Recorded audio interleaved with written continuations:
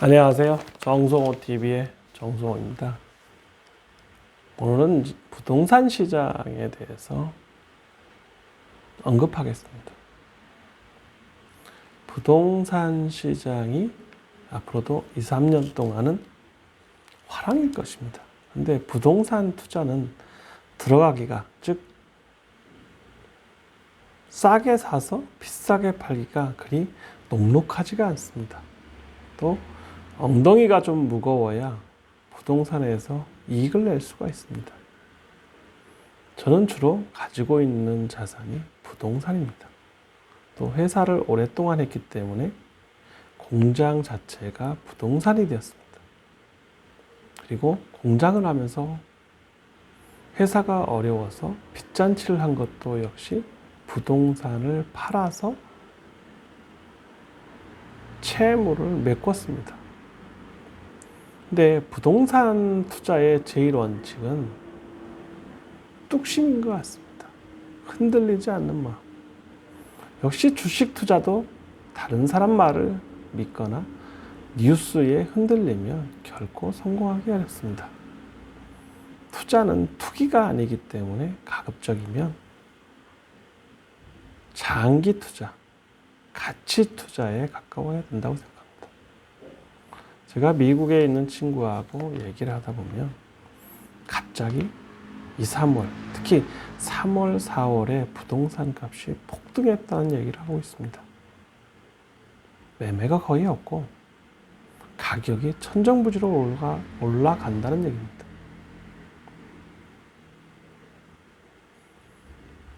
10억짜리 주택이 한 달 사이에 2억이 올라서 12억 정도 가고요. 또 한 달이 지나니까 15억까지 올라간다. 이 상승률이 상상을 초월하게 올라가고 있습니다. 돈에는 돈이 있다. 저금리 시대. 또 미국이 엄청난 돈을 풀면서 생겨난 일일 것입니다. 또 현금은 인플레이션 때문에 현금을 가지고 있다 보면 cash is trash 라고 말한 투자자가 있습니다. 뉴스에서 한 얘기인데요. cash is trash. 저는 cash is always king이라고 했습니다. 캐시가 있어야 항상 이길 수 있는 무기와 같습니다. 근데 지금은 어쨌거나 돈이 1조 달러 이상 풀려 있고 또 전 세계에 돈의 갈 방향을 잘 찾지를 못하고 있습니다. 부동산은 지금 더 올라갈 것이라는 것은 분명합니다. 더 오르고 있습니다. 아파트, 단독주택, 공장, 땅, 지식산업센터 할 것 없이 부동산과 관련된 자산은 앞으로 1, 2년, 길게는 2, 3년 이상은 올라갈 것입니다. 가정은, 이프는 경제 회복이 빠르게 회복되지 못한다면 또 저금리가 유지된다면인데요. 전반적으로 경제 자체가 좋지가 않습니다. 그래서 부동산 값은 지속적으로 올라갈 것이라는 것은 분명한 것 같습니다. 그래서 부동산이 투기가 아니고 돈이 갈 곳이 없고 저금리이다 보니 당연히 올라가는 것입니다. 특히 대도시의 부동산은 그 속도가 더 빠른 것입니다. 지방보다는 훨씬 더 빨리 올라가고 있고 돈이 그렇게 움직이고 있습니다. 미국도 주급으로 1,400달러를 주고 또 현금으로 300불씩 주고 돈을 다 풀고 있기 때문에 현금 또는 캐시가 그냥 cash is trash처럼 정말 캐시가 넘쳐나고 있습니다. 그 돈이 어디로 가느냐? 부동산과 주식시장으로 가고 있습니다. 부동산은 때를 맞추는 것입니다. 가지고 있는 부동산은 철저하게 더 가지고 있으면 더 올라갈 것이라는 것은 자명한 것 같습니다. 그리고 주식은 기술주든 미래 가치를 투여하는 미래 먹거리에 투자하면 주식 가격이 엄청 올라갈 것입니다. 그래서 저는 정성호 TV에서 부동산 한국, 부동산과 주식을 얘기하고 있습니다. 특히 이러한 부동산은 특히 서울은 대도시의 부동산은 지속적으로 2, 3년 동안 올라가는 속도가 너무 빨라서 가지고 버티면 좋은 결과가 나타나는 것입니다. 상가나 이런 것은 이제 상당히 가지고 있기 힘든 것 같습니다. 상가는 앞으로 회복될 가능성이 또는 회복된다고 해도 그 가치가 예전만은 못할 것인데요.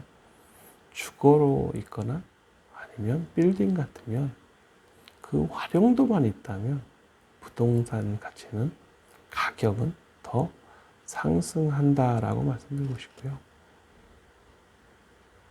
본인이 갖고 있는 부동산은 좀 더 오래 가지고 있으면 올라갈 것이다. 문제는 상가 같으면 가격과 상관없이 활용을 하지 못하면 죽은 놈 불알 만지는 것 같습니다. 그래서 좀 더 신중하게 부동산 관련되어서 결정을 하고 행동을 해야 자신의 부를 유지할 수 있다고 생각합니다. 제가 어제 피카소 특별전에 갔다 왔습니다. 피카소의